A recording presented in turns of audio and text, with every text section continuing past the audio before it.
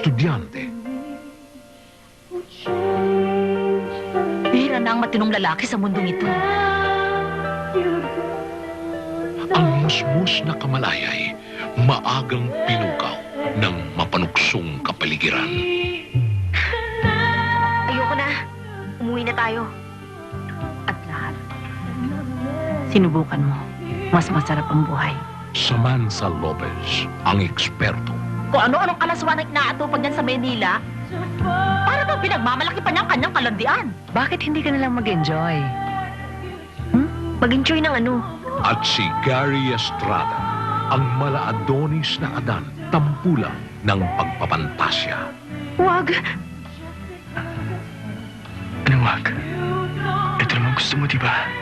Magpasalamat kang at may isang matinong lalaki nagpapakita ng interes sa'yo. Nagbukas ng pintuan sa mundo ng karanasan. Pagnanasa, Sinusumpa ko sa'yo, hindi na makakalapit uli sa'yo yun. Walang hiya kang babae ka! Ayoko na, Rodel. Tignan natin kung makatawa ka pa kapag nagsumbong kami sa pulis tungkol sa mga kahayupang ginawa mo. Sa tingin mo may maniniwala sa'yo? Dumating na sa puntong hinahanap-hanap ko na ano pang ginawa niya sa akin. pagnanasa. Mula sa Neo Films, sa direksyon ni Don Escudero.